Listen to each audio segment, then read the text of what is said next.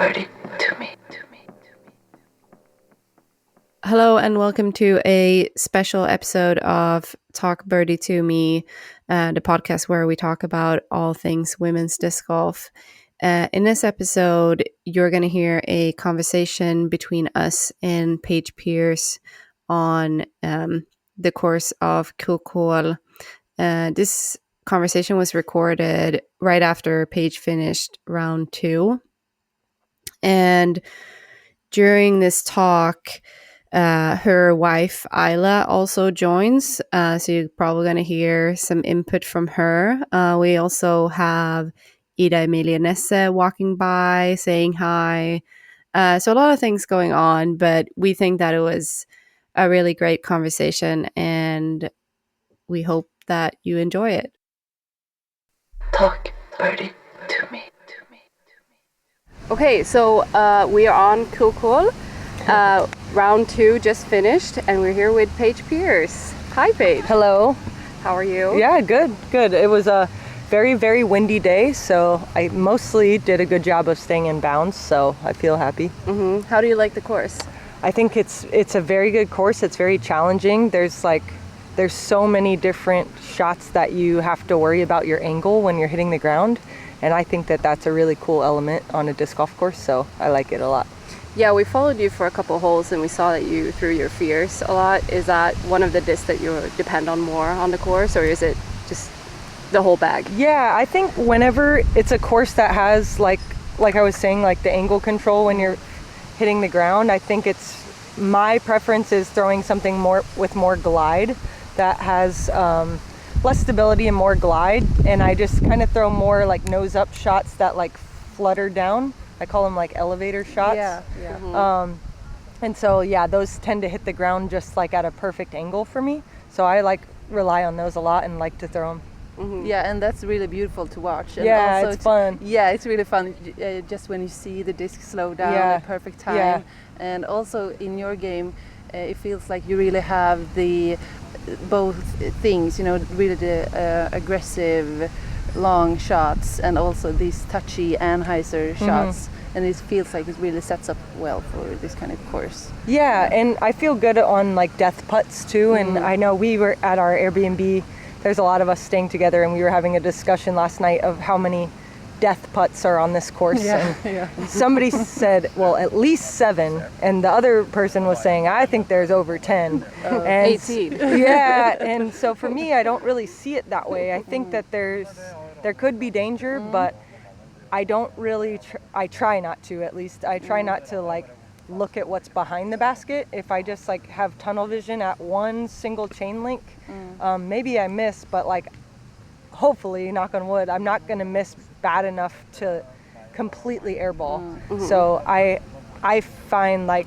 on those type of courses, I can be aggressive on the green and usually find success. So I don't know, I just like this course and I like that style of golf. Yeah, that's nice. Do you feel like it's always been like that for you? Like you've always been able to be aggressive on those?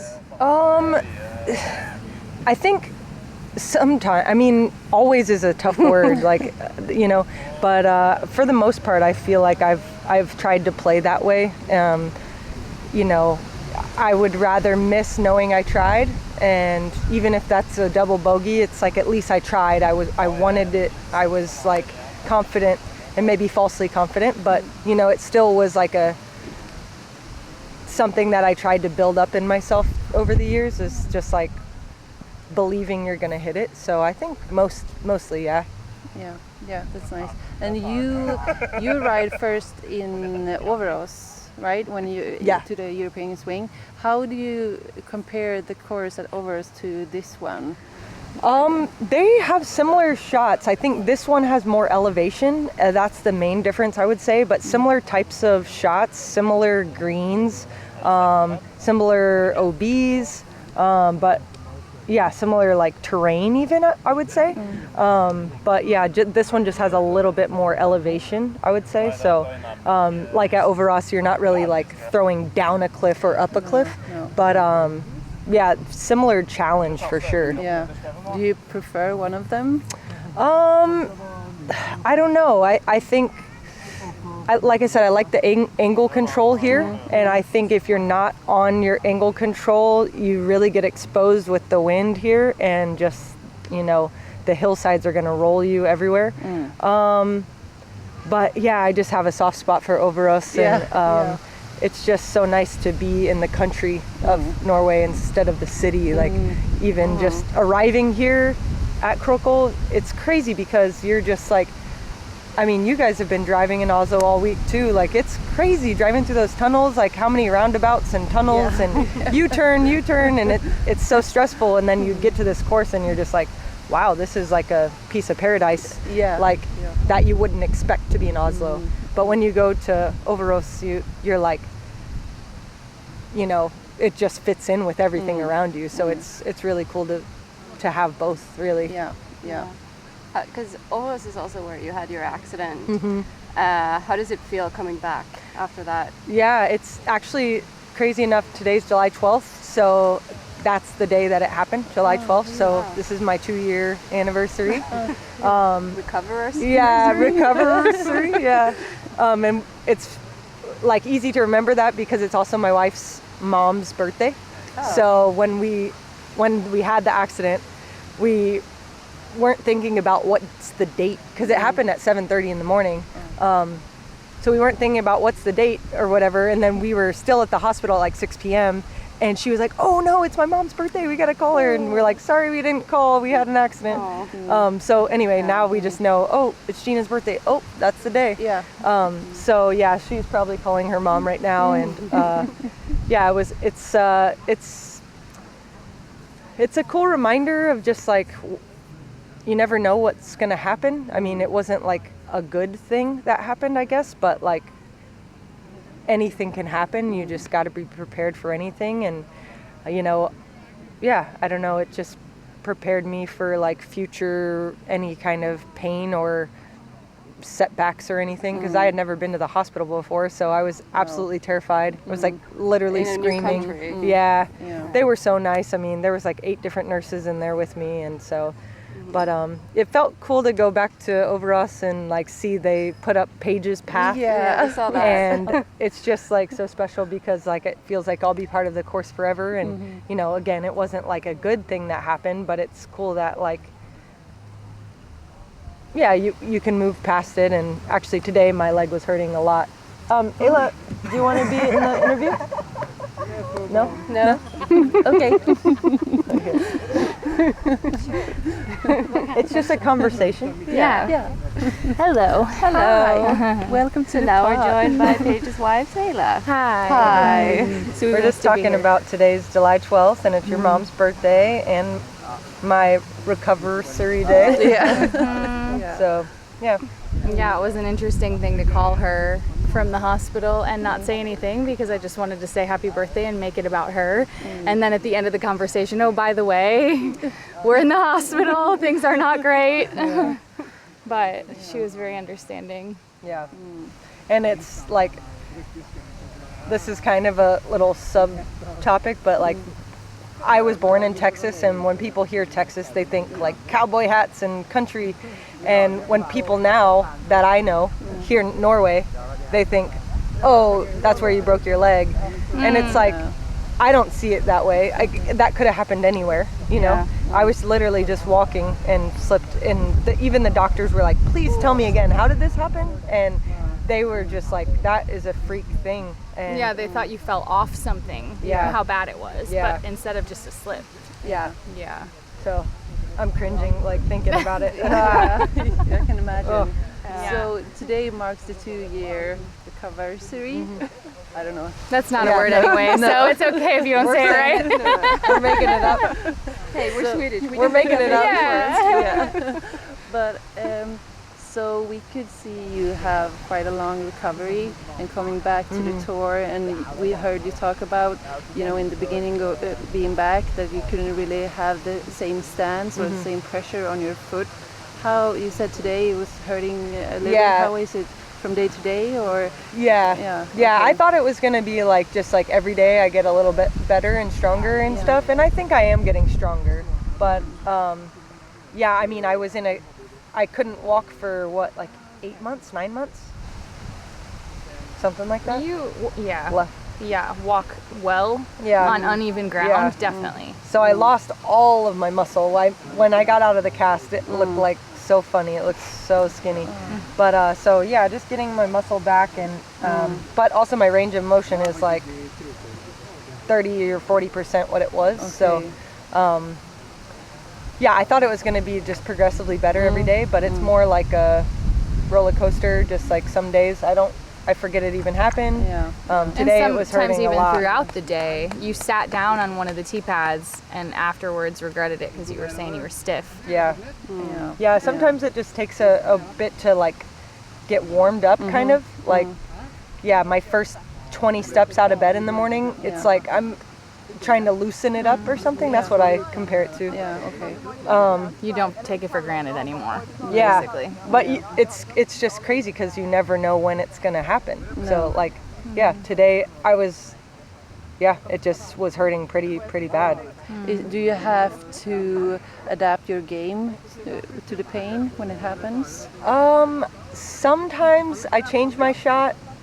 I would say when I feel pain, I would say 30% of the time or so I change my game plan. But most of the time I still throw what I was gonna throw, but I tend to like rush it because I'm like actually in pain. But I'm like, this has to be the way I throw it. I have to throw it like this. And so, but I'll just like go a little bit quicker.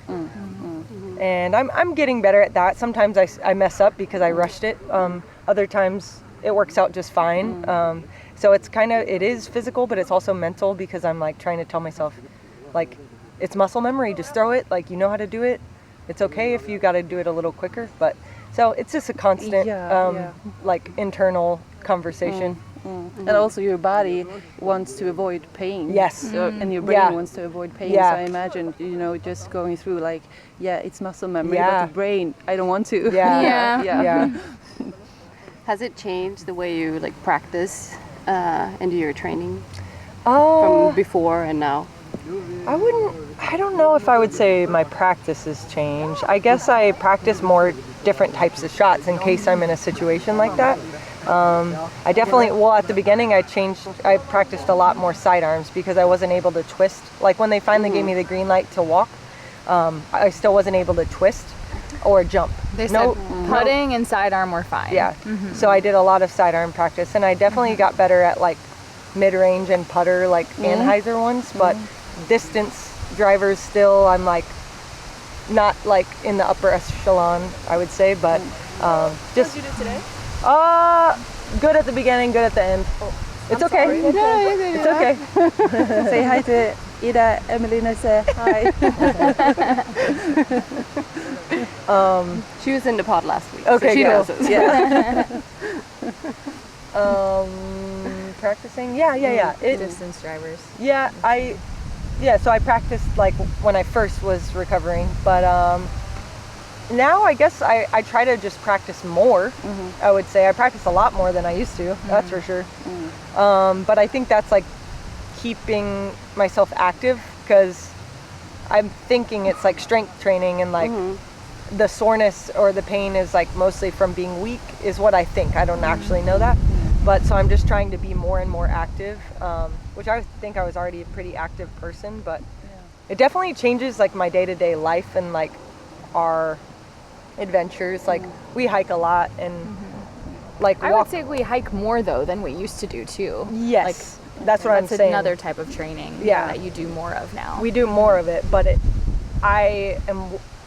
every step I take with my left foot, I'm very observant and like cautious, and I'm less like I don't know what to call it, but like she used to just run all over and not even pay attention to her feet and jump Yeah, and then just run over here and now it's almost like when you watch her sometimes you're like, why are you being so careful? But there's that trauma inside of her that you just never know what's going to happen with that next step, and so you're just so much more cautious now. Yeah, Understandable. Yeah, for sure. Yeah, For sure. And when I see somebody else walking across something, I'm like, mom mode activated. I'm like, watch out. Yeah, and it's just, When before, if someone were to tell her to watch out and watch her step, she would have been like, I got this. What are you talking about? Yeah. But so you say you train more now. Is that because like with the recovery and just getting back to like a comfortable form, or is it also because the involvement of the FPO field, you think? Definitely both. I would say that spurred it. But yeah, then like seeing like, okay, I took this much time off, and in the meantime, like Ida, for example, you know, she probably was practicing every single day, multiple rounds a day. And, you know, I've been playing my whole life, so I know I still have thrown many more Frisbees, but yeah, it's like, it's somewhere in between like riding a bike and like move it or lose it. Like you're always going to know how to throw a disc, but it's like such small intricacies that like change the flight of a disc, and we all know that, right? And so you just got to get the repetition in, and the more throws the better. So no matter how long you've been playing. So yeah, I think both, definitely. Yeah. So we tried to find online how long you've been on the tour, but we just found how long you've been a PDGA member. Okay. So how long have you been on the tour as a player? Yeah, I went on tour. I graduated high school in 2009, and then I did one semester of community college. The fall of 2009, I did community college. And then spring of 2010, I went on the disc golf tour. Okay. But I thought it was just going to be for the summer. I had some friends ask me, like, do you want to go play some tournaments this summer with us? And I was like, yeah, that sounds great. So I went on the road, and I played a few tournaments, and then it went well. And I actually, I don't know if I told this story or not, but I had wrote an email to Discraft, like, I don't know, maybe 2007, 8, somewhere in there. And I just said, like, I really like your discs. I want to be part of your team, blah, blah, blah. And they responded and just said, like, hey, thanks so much for reaching out. We'll keep, you know, you're on our radar. We'll keep our eye out. Good luck in the future, or whatever. And so my second tournament, when I went on tour in there in 2010, I got second place, and they emailed me back to the same email. Like, they responded to the same email from years prior and just said, hey, we would love you to be part of the team. And like, so I got a sponsor. I placed well, and I was like, all right, I'm gonna do this. And I called my dad and told him I think I want to stay on the road, and he was super supportive. And I was already like financially independent from my parents, so he said, you know, whatever you want to do, if you think you can do it, you know, we'll support you. And so yeah, never looked back. 2010, pretty crazy. It's a long 15 time. years. Yeah. That's a nice story as well with Discraft. Yeah, it was really cool that they saved that same email, like, or had it starred or in a folder or something. Like, they knew how to access the same email. Yeah, you know, right away. Yeah, it was really cool. And yeah, then I won my first world title with them 1 year later, so it was really cool. Wow. Yeah. Good decision on their part. Yeah. I would say. Yeah, definitely. And later too. Yeah. So being on the tour for that long, you know, we just talked about the FPO field, you bring up the game the past years. How do you feel looking back to the tour when you started to now? What do you see have changed the most, and especially the the competition or the level of the field? Yeah. Well, I think the competition was always there, but it was just like we were all kind of, I think you play to your competition, right? When you start seeing someone do better, you start trying to do better, and that was still there back then too. But now I think the biggest difference that I see is like the age of the competitors. Like, I was the youngest, and I was, what would I have been, 19, 20? When I won my first world title, I was 20. So, and I was the youngest by a long shot. And now, like, how many girls are here that are under 20? You know, a lot, 6 to 10 of them, I'm sure. And so, I was the outlier. And now I feel like the outlier as a 35-year-old. So it's kind of crazy. I think mostly the age, the athleticism, I think the like dedication, maybe, of like in the way of like that it's their whole job and career. I think back then there was less money involved, so people still had to do other things for money, and so even the top players weren't putting as much time in as now one of these like 16 or 17-year-old homeschool kids. So I think that's the biggest difference that I would say. So we could talk to you forever, but we're going to wrap it up with one more question. Now we're past 20 minutes. Yes, exactly. So what is your dream for the FPO female disc golf players, or for the sport to go? What is the dream? Just a brief question. Yeah. Sorry, wrap it up in 2 sentences. No, sorry, just answer how you want. But I don't know. I mean, I think that things that I think about that feel like a dream because they're not like, I don't know, like things that aren't currently happening that I want to happen. Is that what you kind of are thinking? Yeah, I think for starters, not being self-officiated. I think having paid officials, and these volunteers these spotters should be getting paid as well. I think that that's my first dream. I think that it would make everything feel more official, and I know that officials still will get things wrong or mess things up maybe, but they have these tests being made and we don't have this conflict. We can focus on our own game more, and I think everyone will play better in that sense. Another thing I really want is like, I think when I'm done playing, I want to be like a coach. And I was talking with her about this, that like maybe I have a team, like not like Team Discraft or Team Innova or something, but like Team Paige Pierce or whatever you want to call it. That's like my 3 players or 5 players, and like I'm not necessarily caddying for them, but kind of like walking around the practice days with them, helping them like come up with a game plan, and then during the rounds, walking around with them and just trying to keep their spirits up and stuff like that.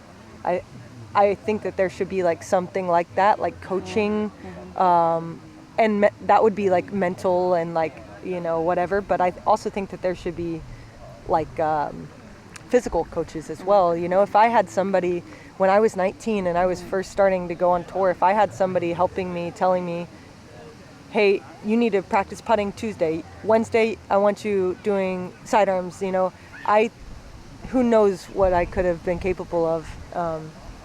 And I think that we're there. There's so many people that have credentials that could help with those things, and so I think that would be beneficial for everyone. I think it would be awesome.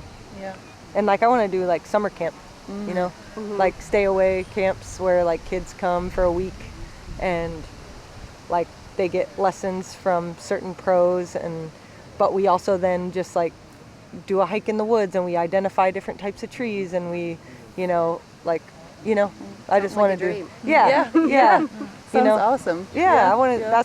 Those are my dreams. I know that's not like the growth of disc golf necessarily, but I think everything is growing the sport. The more different job opportunities and things that like can bring more talent into the sport. I think that is growing the sport. Yeah, that's awesome. Thank you so much for your time. Yeah, we really appreciate it. Yeah. Thank you. Yes, thank you. And good luck on your round tomorrow. Thank you. Yes. Thank you. Thank you.